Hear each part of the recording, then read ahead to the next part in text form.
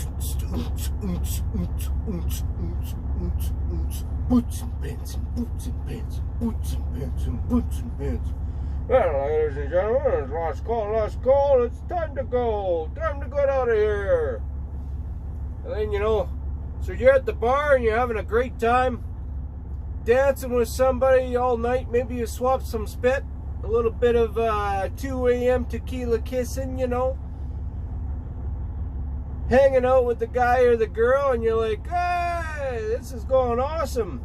And then all of a sudden they say, that's it, everybody, get out. And then the ugly lights come on. Ho, whoa! And you realize who you've been hanging out with all night. Been hanging out with that guy? Some women will say, oh my God, this guy needs to sneak up on a glass of water. And then they hightail it out of there with their girlfriends. But the boys are like, oh, I've been dancing with her all night. You'll do. Let's go. Yeah, that's the ugly lights. At least in my town. I never did too well with the ladies when they turned on the lights. Just kidding. I just want to show you. So you want to get into trucking, hey? That's right. We're fired up, bright and real bright and ugly this morning. 12:15. We got a lot of trucking to do. We're in Lyman, Colorado. We got to get down to Springtown, Texas. We got to get unloaded and then move down to Crescent, Texas and get unloaded and then maybe call it a day. We're going to be right maxed on our time. So we are earning our money today. We are earning our money. Stay tuned. Now the average Joe might be asking, what the hell are you doing up at, oh my God, 12 o'clock in the morning? You should be going to bed by then or not even thinking about work. Well, got a phone call Saturday morning actually, about mid-morning. And I was originally told I was going to Oklahoma City.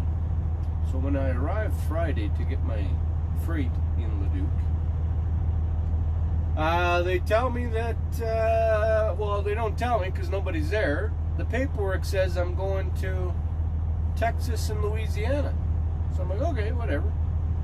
It's what I'll do. That's what you want me to do? That's what I'm going to do. Load her all up and I'm heading south.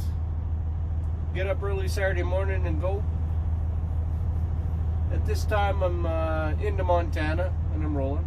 I get a call and one of the dispatchers, he says, oh, I forgot to tell you there Friday we switched your loads around. I'm like,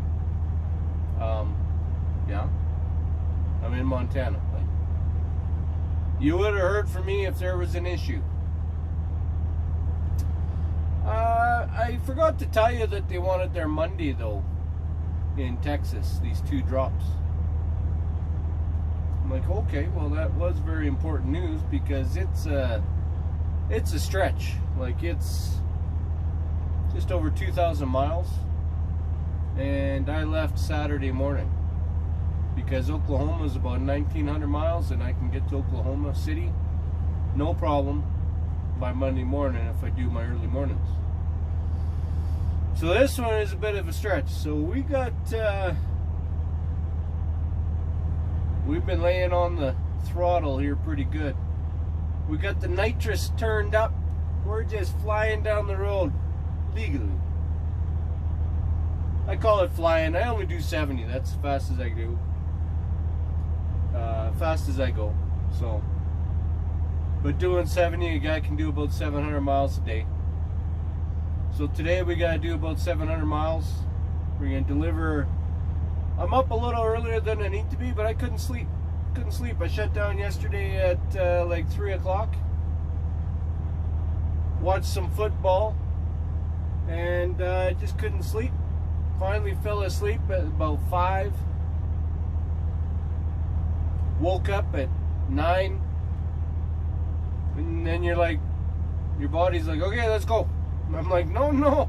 no man, we still need, give me 3 hours, please, just give me 3 hours. My body's like, no, we gotta go, time to go, make money, we gotta chase, always on the chase, you know, as you're a truck driver, you're always chasing, right? I'm like, no, please sir, just give me, okay, just one more hour, no, gotta get up, gotta go. Well, naturally I fall asleep at 11 o'clock and the alarm goes off at 12 o'clock, so yeah, we'll see how this goes. It's gonna be a battle, but I gave myself lots of time, so if I need to pull over, have a nap for an hour or two, I got the time, right? So I'll be delivering this today, and then all depends on what they got, and then I can scoot across the south side of Dallas, Fort Worth to Shreveport, Louisiana. It's only about 4 hours from where I'm going to be unloading, so that is why I'm so up so bright and ugly this morning. Sorry about the ugly lights, but yeah, let's get a move on and let's see how the day goes.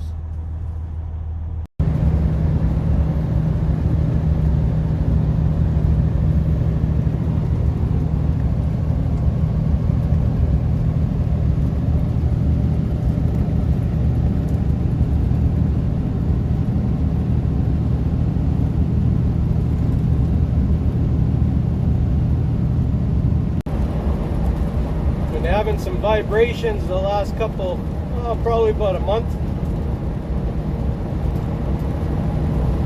and I took the truck in to get aligned and they couldn't line up the back end because they said the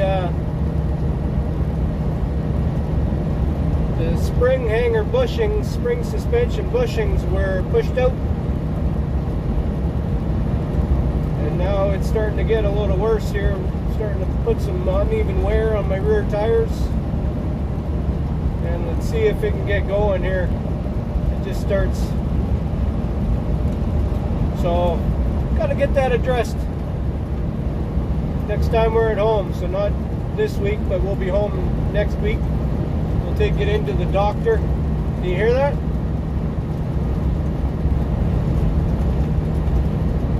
The wind's blowing, but my door is squeaking. It's a freight shaker. The door squeaks anyway. We get air coming in through the speaker on the door, so that's real fun when it's minus 30 Celsius or minus 30 Fahrenheit and the wind's blowing on your leg. So that's a Freightliner for you. Hopefully the new ones are better. But yeah, we got a little bit of a, it's definitely more pronounced today than it has been at any time on this trip. I've got a little more weight on the truck than the trailer, which could be doing it more too. But that's one thing you don't really pay attention to is your bushings. So when I get stopped at the, I checked them, and yeah, they're pushed out a bit. I mean, I don't know. I'm not a mechanic. I don't know the tolerances of bushings and how, you know. Yeah, I can understand if a bushing is totally out of the way, but I don't, you know, I don't put a pry bar on the springs to see how my bushings are doing every pre-trip, you know, like. Can you hear that?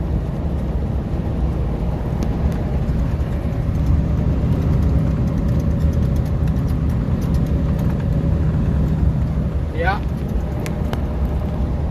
So that'll be next week. We'll get that handled. I don't let anything go too long, so I didn't figure them bushings would be a big deal. But some of the bumps we're hitting these days, maybe that's definitely causing the issues. So what are we at? Oh yeah, I just had a level 2 inspection in Vernon, Texas. Guy pulled me over. Just a mobile state trooper. So yeah, he crawled all over everything. He didn't see nothing, no air leaks, no nothing. Passed with flying colors, so right on. So yeah, I'm about an hour behind schedule here. So I left this morning, you saw that. Bright and ugly this morning, but right now it's 10:30. 10:30 Alberta time, 11:30 Texas time. So we're an hour behind. We got some trucking to do. Let's get after it. All right, we made it to our first stop. We've got 48 minutes to go 49 miles. No, we got 49 miles to go 48 minutes. No. We got 49 minutes to go 48 miles. How's that going to happen? Magic. Through the magic of the bullet train, we will get it there. And hey, any of you boys and girls watching my videos, just remember, I do a lot of sarcasm. I don't know if you noticed. I'm very sarcastic.